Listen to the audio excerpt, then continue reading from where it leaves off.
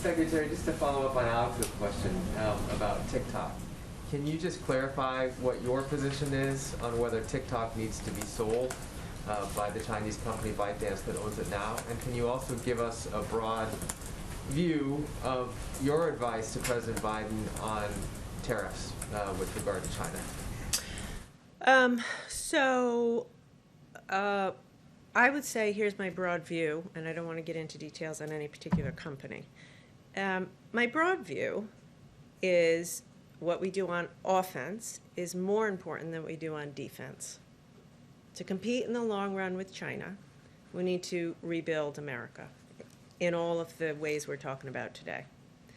And by the way, do that with our allies. You know, we have to work with our allies and find common ground where we can. With respect to tariffs, there is a place for tariffs.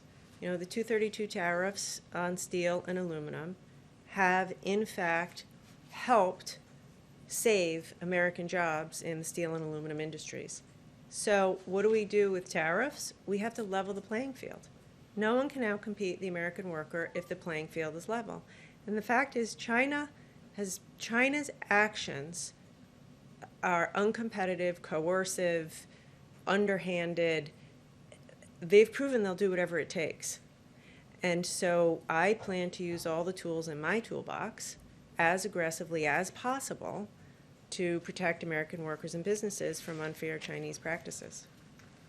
Yumish, I don't want to leave you hanging, and you're the last one hanging.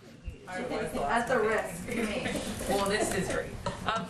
Thank you, Madam Hopefully Secretary. the Secretary will come back after this. Go ahead. It depends what she asks. Yeah. Right. Now it's a lot of pressure. But thank you for taking my question, Madam Secretary.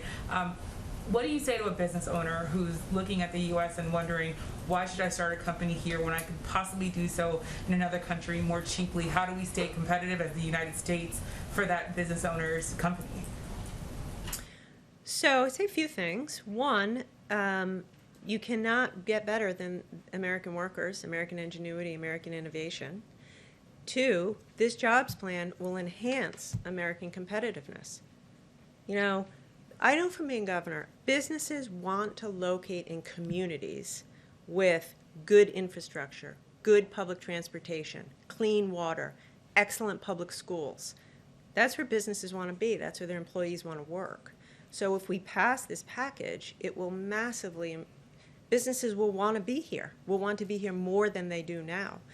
Also, the whole point of the tax reform as proposed by the administration is to get rid of the loopholes, level the playing field between big businesses and small businesses.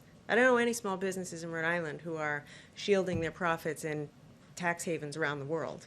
Like, it'll level the playing field, raise more money, and allow us to invest in job-creating infrastructure and job training. So as a former business owner and as a former governor who recruited businesses, I think it's a winner for business. Is there an alternative other than the 28%? It sounds like Yes. you're a little open. What else could the White House come up with to pay for the infrastructure? Let's have the discussion. Let us have the discussion. We put a plan out. Tell us what you think is an alternative, reasonable plan.